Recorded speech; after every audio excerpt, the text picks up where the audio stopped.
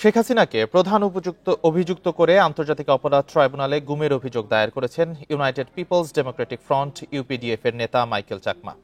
সকাল ৯টার দিকে ট্রাইব্যুনালের চিফ প্রসিকিউটর মোহাম্মদ তাজুল ইসলামের কাছে এই মৌখিক অভিযোগ দায়ের করেন তিনি।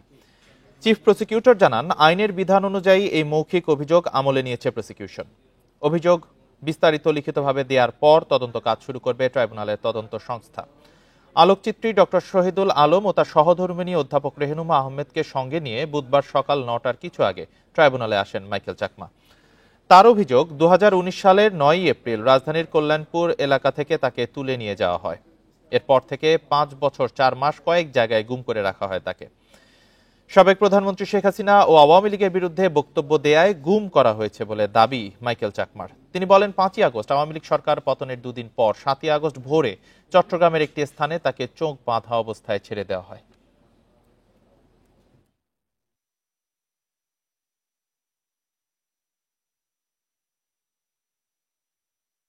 বেশ কয়েকবার জিজ্ঞাসা করছিলাম যে আপনারা কারা, কিন্তু যখন আমি প্রশ্ন করি ওরা রেগে যায় এবং তারা বলে যে আপনি যে প্রশ্ন করছেন দ্বিতীয়বার কাউকে প্রশ্ন করবেন না, এটা করলে আপনাকে ভুল বুঝবে এবং আপনার দুর্ভোগ বাড়বে আরো, মানে সেগুলো তারা বলছে। কিন্তু আমাকে যখন জিজ্ঞাসাবাদের সময় নিয়ে যেত তখন আমাকে হ্যান্ডকাফ পরিয়ে দিত এবং চোখ বাঁধা থাকতো। তাকে রাখা হয়েছিল সেই সব ব্যাপারে তিনি আমাদের কাছে আজকে মৌখিকভাবে জানিয়েছেন এবং এই জানানোর মধ্য দিয়ে আমরা ওনার এই বক্তব্য থেকে নিশ্চিত হয়েছি যে এনফোর্সড ডিসঅ্যাপিয়ারেন্স, যেটা গত সরকারের আমলে সিস্টেম্যাটিক ওয়েতে করা হয়েছে, সেগুলো স্বীকার তিনি হয়েছিলেন।